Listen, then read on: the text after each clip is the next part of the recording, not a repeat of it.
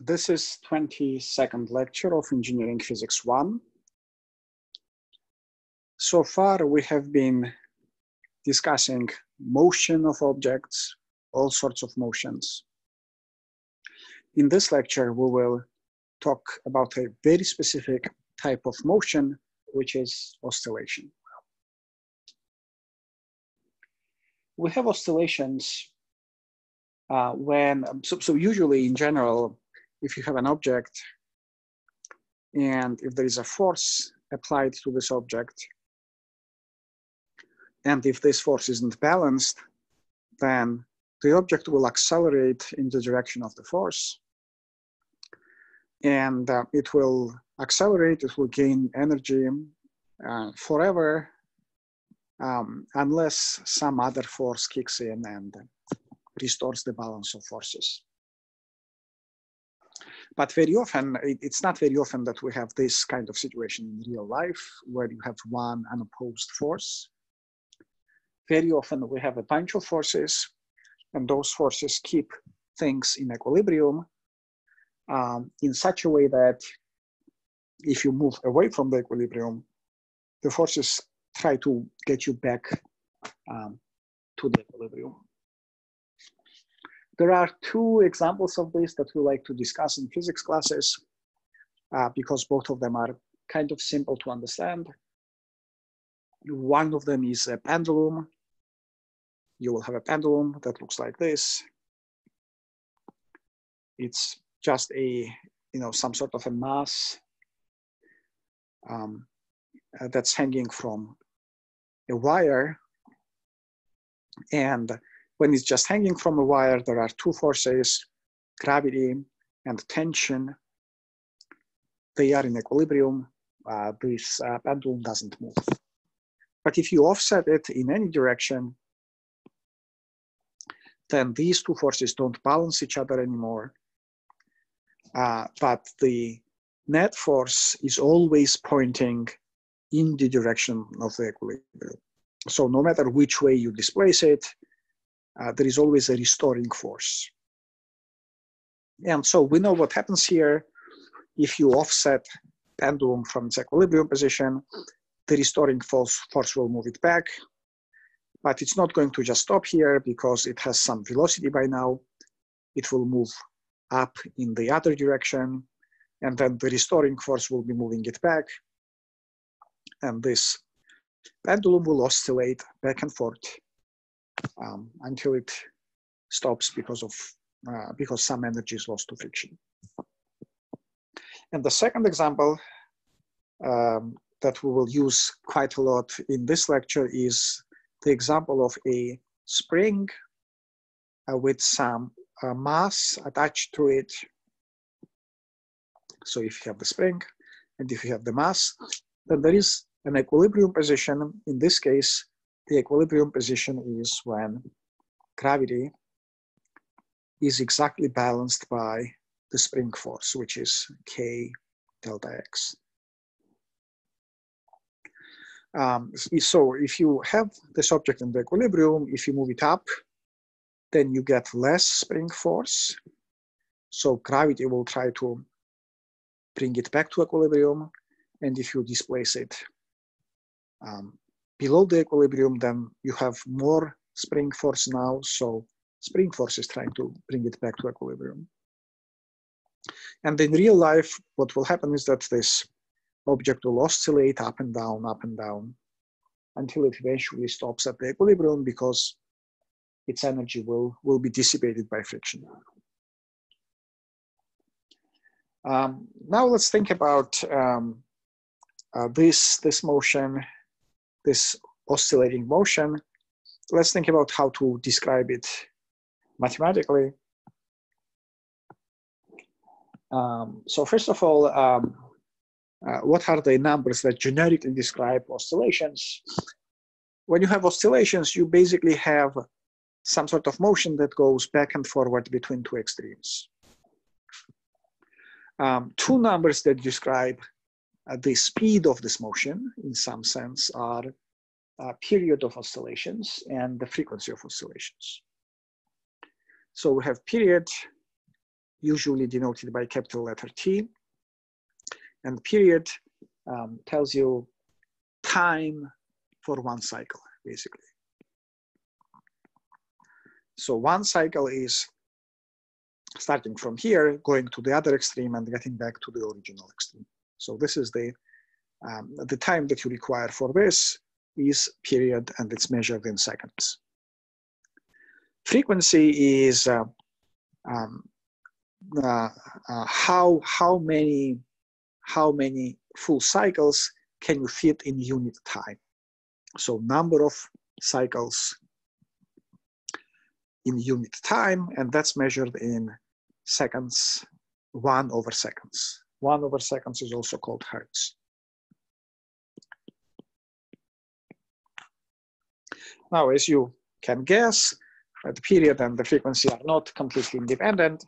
They are inverses of each other. So if you know frequency, you can easily find the period. The relationship is that period is 1/frequency and frequency is 1/period. So what are other numbers that generically describe this motion? One number that describes the range, a very important number, is the amplitude. Amplitude tells you how far does the oscillation get away from its equilibrium position. And amplitude is, of course, measured in meters. So one simple example of oscillation is oscillation that's described by a cosine function or a sine function. I'm sure you remember these functions from high school. So if this is my x and this is my t, then my sine function starts from 0, and it looks like this. Goes up and to one extreme and then down to another extreme. And the cosine is very similar. Cosine is basically a slightly displaced version of sine. Cosine starts from 1, and it moves between two extremes. And in general, any function that's some number times a cosine or a sine of some number times t plus another number, if you have a formula like this, this will look like a sine or a cosine, except instead of being between -1 and 1, it will be between +a and -a. And by adjusting these numbers w, phi, and a, you can get different amplitudes and different frequencies. I want to write this formula over here because this is a very important formula for us for this week. And I want us to get some feeling of how this formula works and what the meaning of each term in this formula is. So first of all, the graph of this formula is, it looks like a cosine. Yeah, this is time, this is position. This number a in front is easy to understand. The cosine itself ranges from +1 to -1, and a basically scales it up or down. The meaning of a is exactly the amplitude. A is how far your oscillation goes up and down. Now, what's the meaning of this omega? If you remember how your cosines and sines work, if you multiply time by some number here, you get higher frequency oscillations. So if omega is high, then you get squashing of your cosine function. It will look kind of like this. And if omega is low, then you get the stretching of your cosine. Your cosine will now look kind of like this. So omega is related to the frequency. Yeah, it's not quite the frequency, but it's related to the frequency. And to see how it's related to the frequency, you have to remember one property that a cosine function has and the sine function has. And this property is that if you have a cosine of some number, let's say some number alpha, then if you add twice pi to that number, your cosine is not going to change. Yeah, so cosine is 2 pi periodic. Let's see how this works if you have omega in here. So I have cosine of omega t plus phi.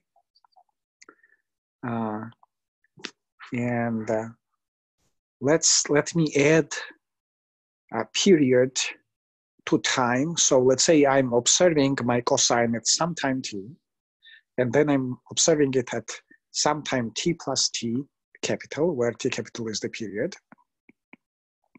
So I know that after one complete period has passed, my oscillation should get back to its original position. So let me rewrite this as cosine omega t plus omega t capital plus phi. So if I look at this and then I look at this, the only difference is this omega times t. Okay, that's the difference. And I know that when one period passes, I should be getting back to the same position. Nothing should be changing. And this means, this tells me that omega times t must be 2 pi, because 2 pi is the magic number that you add to your cosine, argument of your cosine, and nothing changes. So omega times t capital is equal to 2 pi. This tells me that omega is equal to 2 pi divided by t. Now, if you remember from the previous page that I erased, the frequency f is 1 over period. So frequency is 1 over period. This omega is 2 pi over the period. So this tells me that omega is related to frequency, but not quite frequency. Omega is, let me see, omega is 2 pi times frequency. So that's the meaning of omega. When you see omega, if this is a high number, you know that you have high frequency oscillations. If this is a low number, you know that you have low frequency oscillations. Now let's look at phi, the final number, final term. What does this phi do? Now I'm sure somewhere in your calculus 1 and calculus 2 classes, you've talked about shifting functions. So we know that if you have some function f and some function f of x, and this function looks like this, then if I write down function of x minus 2,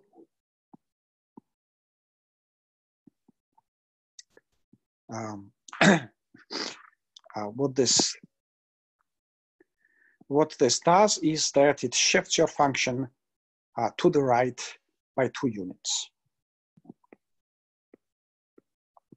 So I don't want to explain this. This is basic math. So when you subtract a number from your argument, you shift your function to the right. If you add the number, you shift it to the left. So basically, what this number phi means is that you add it to your time. So the effect of this number is that if your cosine starts from here, this phi gives you a freedom to shift your cosine either to the left or to the right. So A scales it up and down. W either shrinks it or stretches it, and phi moves it to the left or to the right. So that's the meaning of those numbers. Now, if you have your x as a function of t, you can also find your velocity and your acceleration. So let's do that. For this specific motion, this oscillatory motion, let's find the velocity and let's find the acceleration. Velocity is derivative of x with respect to time. Again, this is calc 1. I take a derivative of this function. Cosine will turn into a sine. there will be a minus sign, and this omega will jump out. So this is negative omega A sine of omega t plus phi. And then acceleration is a second derivative. Now I have to take a derivative of the sine. This gives me a cosine, and 1w will jump out. So negative w squared A cosine of wt plus phi. So if this is your position, then this is your velocity, and this is your acceleration. Now, you see that your velocity and your acceleration also change harmonically as sine and cosine. They also oscillate. They have maxima and minima. And if you look at these formulas, you can see that the most that your velocity could be is this number. Your velocity max is omega times A with either a plus or a minus sign. And the most that your acceleration can be is this number. So your acceleration max is w squared times A. Maximum velocity, maximum acceleration. And that's because your sines and cosines, as we said, as we already observed, range between +1 and -1. They cannot be more than plus or minus 1. So your velocity cannot be more than this number. And your acceleration cannot be more than that number. Okay. So now I'm on slide number 5. And I want to give a specific example of when and how this equation arises. So let's say, let's go back to a spring. Let's say I have some frictionless surface, and I have a spring, and I have a block attached to the spring. So I will displace this block, and when I displace it, it will start oscillating. And if there is no friction, it will oscillate forever. So let's write down equation for this. In this case, I decided to put the spring horizontally to make things simpler, but similar arguments also apply to a vertical spring. Anyway, let's say we have a block of mass m and a spring of stiffness k. Let's write down equations that govern this motion. So the basic equation in this case is the Newton's second law that tells me force is equal to mass times acceleration. My force is a spring force, which is negative k times x squared. Sorry, negative k times x, not x squared. And negative k times x squared is equal to mass times acceleration, where acceleration is a second derivative of x. Second derivative of x. This is my equation, and I need to solve it. I need to find my x as a function of time. So this kind of equation that tells you how derivative of something is related to the function is a differential equation.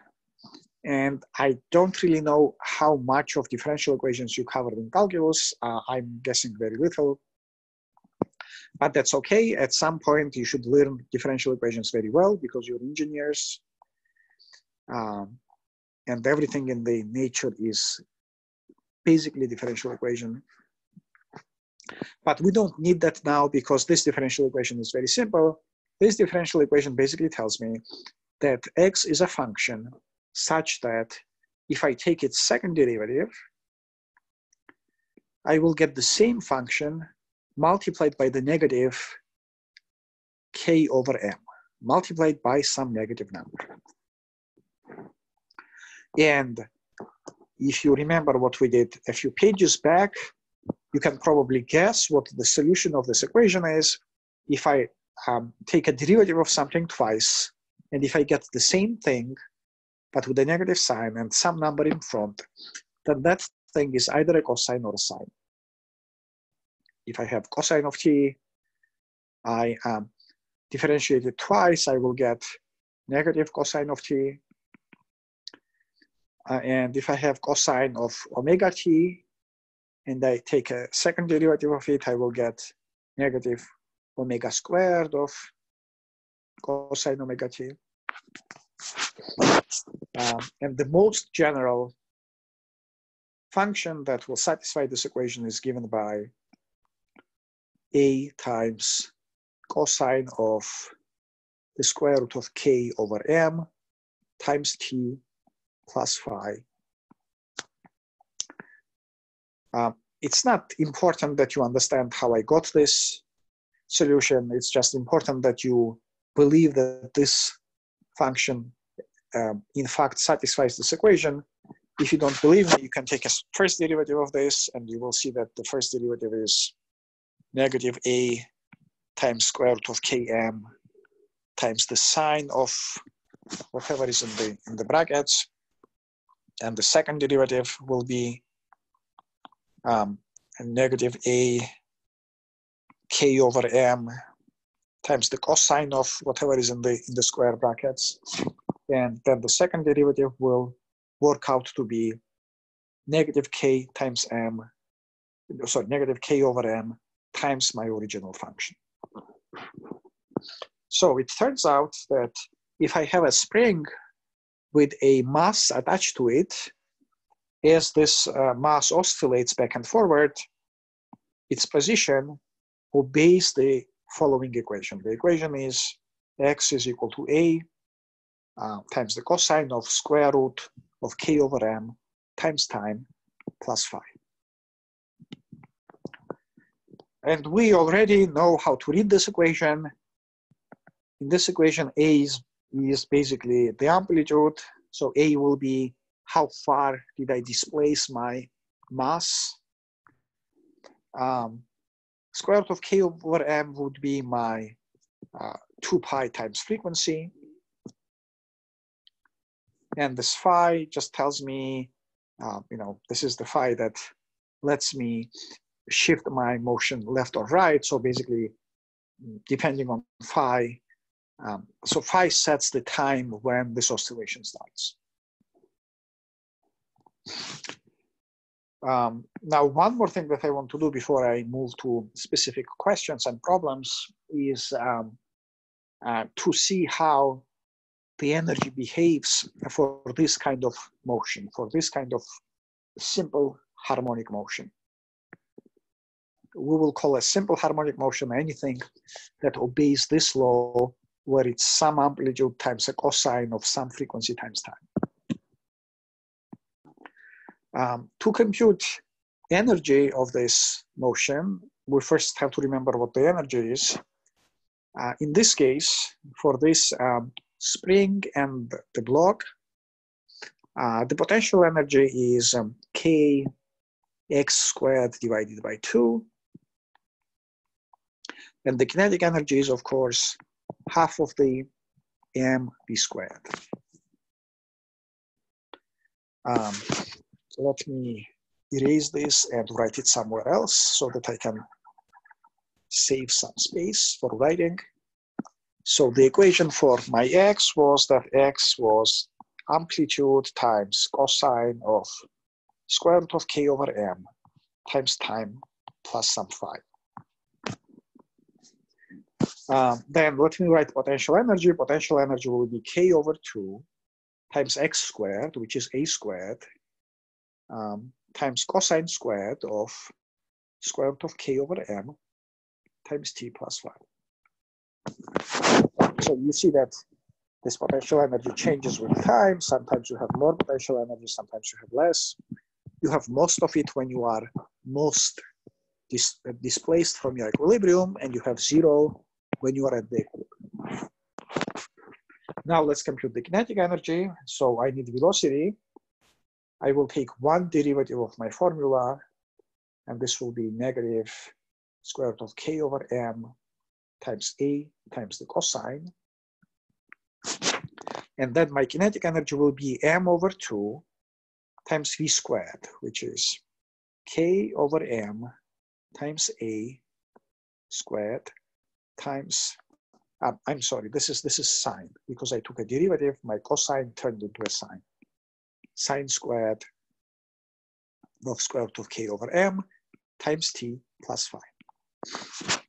This is my potential energy, this is my kinetic energy. Again, my kinetic energy depends on time. I have most kinetic energy when I'm in the middle because that's when I'm moving the fastest, and I have the least kinetic energy at the edges because that's where I stop. Both kinetic energy and potential energy depend on time. Now, if we compute the total energy, which is kinetic plus potential, mass cancels out here.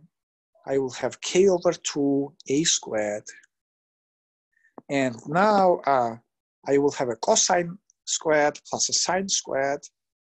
And as all you know, cosine squared plus sine squared is equal to 1. So cosine and sine will go away. They will give me 1. And my total energy will turn out to be k times a squared divided by 2. Which kind of makes sense. So think about this. I will have more energy if I have large displacement, and I have more energy if I have a stiffer spring.